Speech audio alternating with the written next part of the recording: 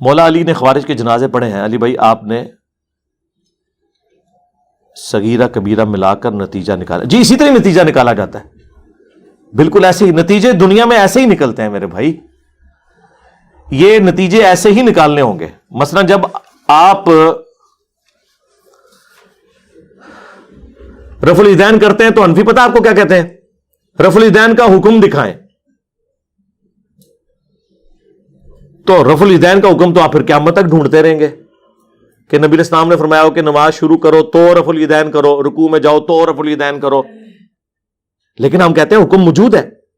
کہتے ہیں کہاں؟ میں نے کہا بخاری مسلم میں, کہ صحیح بخاری صحیح مسلم دونوں میں ہے کہ حضرت مالک بن حویرث رضی اللہ تعالیٰ عنہ, وہ کہتے ہیں ہم چند نوجوان تھے, غزوہ تبوک کے موقع پر مسلمان ہوئے, نبی الاسلام کی خدمت میں 20 دن تک رہے, یعنی حضور کی وفات سے آلموسٹ 1.25 سال پہلے.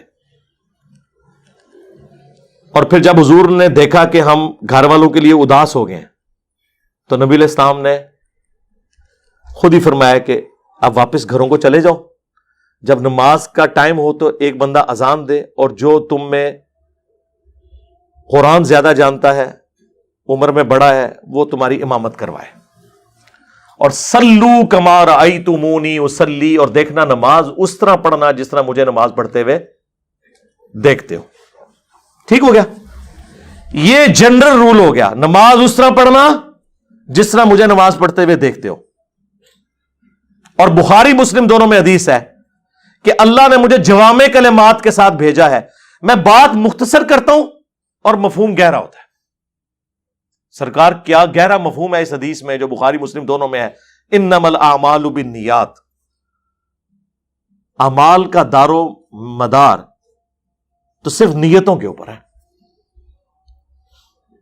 مختصر, تو یہ بھی مختصر جملہ تھا, سلو کما رأیتمونی اصلی, نماز اس طرح پڑھنا جس طرح مجھے نماز پڑھتے ہوئے دیکھتے ہو. اب حضور کو مجھے بتائیں, یہ کہنے کی ضرورت ہے کہ نماز شروع کرتے وقت ہاتھ اٹھانا, ہاتھ اس طرح باندھنا یا چھوڑنا, یا رکوع اس طریقے سے کرنا, سجدہ, یہ بتانے کی ضرورت تھی؟ جب ایک جملہ بول دیا. ہاں اب ہماری یہ ضرورت ہے کہ ہم مالک بن حویرث کی نماز دیکھیں کیسی تھی. یہی ہے نا یہ جو کہہ رہے ہیں نا آپ, صغیرہ کبیرہ جوڑ کے نتیجہ کرالریز بنا کے, جی اسی طرح کرالریز سے ہی نتیجہ نکلتا ہے. پورا دین, اس کے عقیدے, اس کے احکام و مسائل اسی طریقے سے ہی نکلتے ہیں.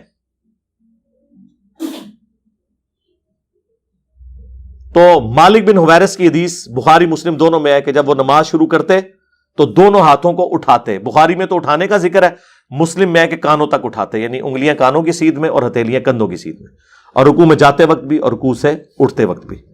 اور بلکہ بخاری میں تو جلسہ استراحت کا بھی ذکر ہے کہ مالک بن حویرث اس وقت تک طاق رکعتوں میں قیام کی طرف نہیں جاتے تھے جب تک کہ بیٹھ کے اٹھ نہ جائیں. یعنی پہلی رکعت پڑھی نا تو 2 سجدے کر کے بیٹھتے تھے اور پھر سہارا لے کے کھڑے ہوتے تھے دوسری رکعت کے لیے. تو اب کوئی کہ جی آپ یہ جوڑ رہے ہیں تو اس طرح ہی نا میرے بھائی, ویسے تو آپ بڑی رٹ لگاتے ہو فیک فیک فیک. او جی وہ فقہا ہوتے ہیں, مجتہد ہوتے ہیں, جن کے سامنے ساری احادیث ہوتی ہیں, پھر وہ ایک رزلٹ نکالتے ہیں. ادھر جو ساری حدیث ہیں جو غلط رزلٹ کٹ رہے ہوتے ہیں وہ مان لیندے ہو, اور جو بندہ ساری آیات اور احادیث سے صحیح رزلٹ نکال کے بتا رہا ہے, جو ایک ان پڑھ کو بھی سمجھ آ جائے اور ایک پڑھے لکھے کو بھی سمجھ آ جائے, اس کو کہتے ہیں آپ نکال رہے کیوں ہیں. تو سرکار یہ جو خوارج کے جنازوں والی بات ہے یہ میں نے اسی طریقے سے ہی بتائی جائے گی. ویسے میں آپ سے کہوں کہ جی 1 لاکھ صحابہ ہیں, تو جب وہ فوت ہوئے تھے ان کے جنازے ہوئے تھے تو آپ فوراً کہ ہاں, میں کہا جی دسو گڑوانا شروع کرو. حضرت ابوبکر تو شروع ہو جاؤ, 1 لاکھ کی گنتی پوری کرو کہ کس ٹائم کن جنازہ پڑھایا سی, تو ٹائم قیامت تک جائے. ابھی تو میں آپ سے پوچھوں گا کہ بھئی جب نبی علیہ السلام بیمار تھے تو حضرت ابوبکر نے جو نمازیں پڑھائی ہیں مصلی پہ کھڑے ہو کے, اس سے پہلے وضو کیا تھا کہ نہیں؟ آپ کہیں گے جی کیا ہوگا, مطلب یہ کوئی پوچھنے والی بات ہے. میں کہا نہیں, دکھاؤ کتنے لکھا ہے. تو کوئی نہیں, ہوتے صرف نماز پڑھانے کا ذکر ہے. اور پوری زندگی جو صحابہ کرام نے نمازیں پڑھی وہ وضو کے ساتھ پڑھی. جی وضو کے بغیر تو نماز نہیں ہوتی ہے, قرآن میں بھی حکم آیا ہے. نہیں سرکار یہ آپ جوڑ رہے کیوں ہیں, آپ اسپیسیفک بتائیں کہ اس نماز سے پہلے وضو کیا تھا کہ نہیں. اب آ جائیں آپ اس طرف. سورۃ البقرہ کے آغاز میں اللہ تعالیٰ نے 3 کیٹیگریز بتائی ہیں انسانیت کی. نمبر 1 اہل ایمان، نمبر 2 اہل کفار، اور نمبر 3 منافقین. چوتھی کوئی کیٹیگری نہیں ہے. اگر ہے تو مجھے بتا دیں.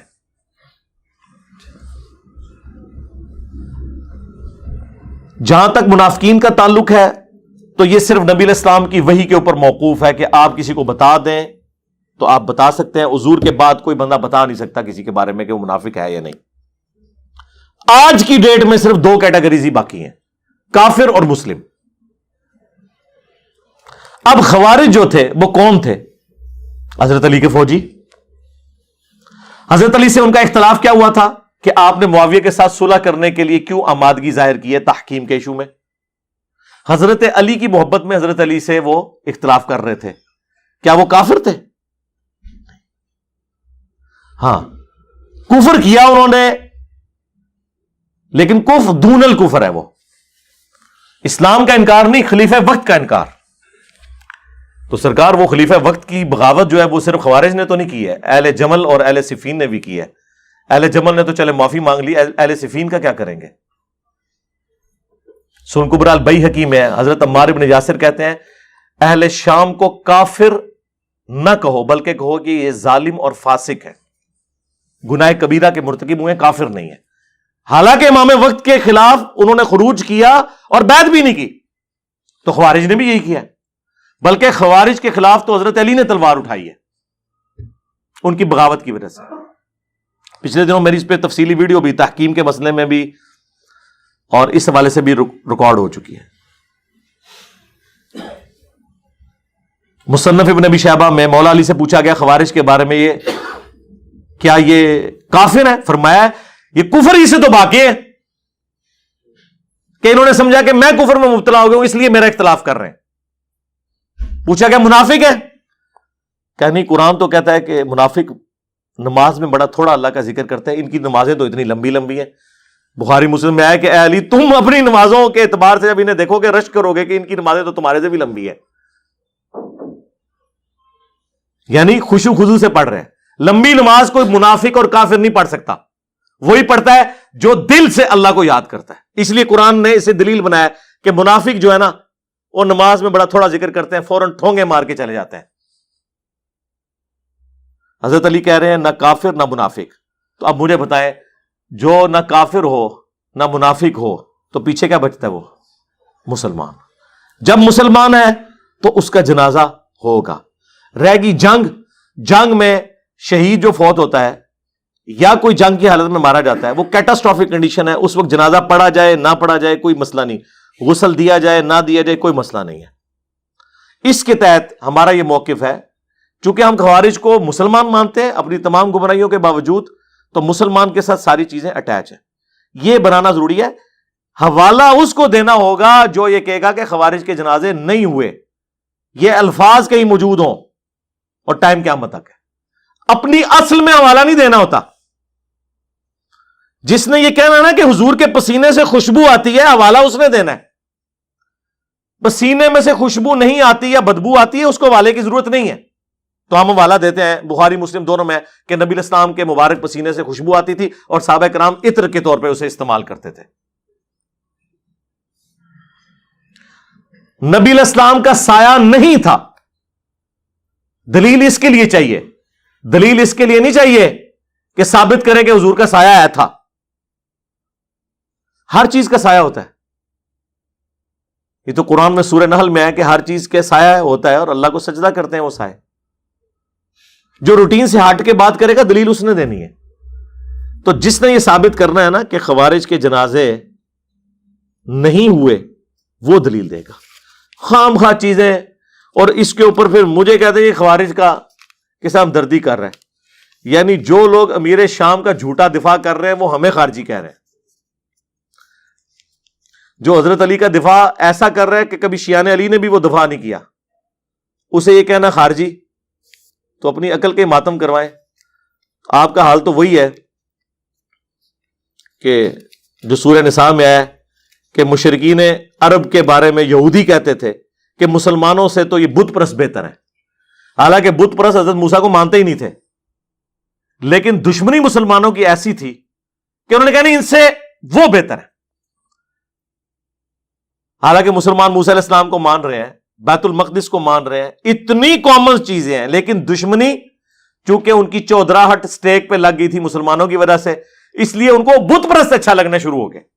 آج بھی پریکٹیکلی آپ دیکھ لیں، اہل حدیث ہم سے زیادہ ان کے ساتھ پینگے بڑھائے ہوئے ہیں جنہیں وہ مشرک اور کافر کہتے تھے، ان کی تعریفیں کرتے ہیں، ان کے پل باندھتے ہیں، اور ان کی ویڈیوز اپنے پیجز کے اوپر شیئر کرواتے ہیں، اور ان کی ویڈیوز وہ شیئر کرواتے ہیں۔ تو ہمیں تو قرآن کی آیت وہ یاد آ جاتی ہے کہ یہی علماء یہود کی بھی روش تھی۔ اسی طریقے سے علماء یہود بھی تورات میں نبی علیہ السلام کی نشانیاں چھپاتے تھے، یہ بھی بخاری مسلم سے حدیثیں چھپاتے ہیں۔ 2812 تقتلہ الفئۃ الباغیہ یدعوہم الی اللہ ویدعونہ الی النار ویح عمار، اے افسوس عمار، تجھے ایک باغی جماعت قتل کرے گی، تو انہیں اللہ اور جنت کی طرف بلائے گا، وہ جماعت جہنم کی طرف بلائے گی۔ نہ صرف یہ چھپاتے ہیں ان حدیثوں کو، بلکہ کہتے ہیں حدیثیں بیان کرنا حرام ہے۔ دیکھیں سیم اینالوجی بن رہی ہے، یہ بھی میں نے وہ کہتے ہیں نا جوڑتے ہیں، جوڑ کے بھی رزلٹ نکلتا جائے، جوڑ کے ہی نکلتا ہے۔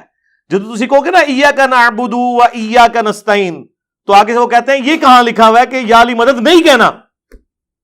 تو آپ کہتے ہیں یار اس کا مطلب، وہ کہتے ہیں آپ یہ تو آپ کہیں سے نہیں نکال سکتے انہی الفاظ کے ساتھ۔ تو دین کا ہر مسئلہ اسی طریقے سے ثابت ہوتا ہے، ٹھیک ہے۔ دنیا میں مسلمانوں کے جتنے بھی فرقے ہیں، ہر فرقہ الگ طریقے سے نماز کیوں پڑھتا ہے، جبکہ نبی علیہ السلام نے اپنی زندگی میں، ظاہر ہے یہ فرقہ واریت کی وجہ سے ہوا ہے نا جی، الگ طریقے سے، لیکن بیسک سٹرکچر ایک ہی ہے۔ میں نے 12 یہ عرض کیا ہے، الگ طریقوں سے اس کی جزیات میں فرق ہے۔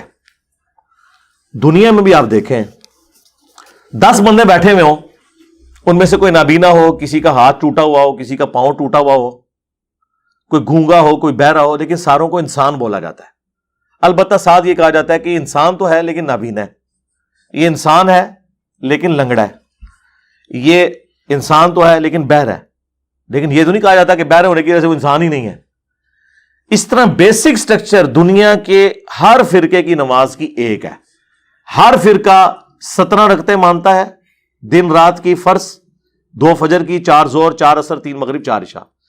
ہر فرقے والا نماز میں اللہ اکبر کہہ کے نماز شروع کرتا ہے، قیام کے بعد رکوع کے بعد کھڑے ہو کے پھر 2 سجدے، 2 سجدوں کے درمیان بیٹھنا، 2 رکعتوں میں بیٹھنا، 2 رکعتیں پڑھنے کے بعد اور 4 رکعتیں پڑھ کے سلام پھیر دینا، یا مغرب کی کیس میں 3 کے بعد سلام پھیر دینا، یا فجر کے کیس میں 2 کے بعد سلام پھیر دینا، یہ سب کے اندر کامن ہے۔ تو بیسک سٹرکچر ایک ہے، اور اس کی برکت ہے کہ ایک فرقہ دوسرے کے پیچھے نماز پڑھ سکتا ہے۔ ورنہ مجھے بتائیں اگر قیام کے بعد شیعہ ڈائریکٹ سجدہ کرتے ہوتے اور سنی رکوع کرتے ہوتے تو سنی شیعہ ایک دوسرے کے پیچھے نماز پڑھ سکتے تھے؟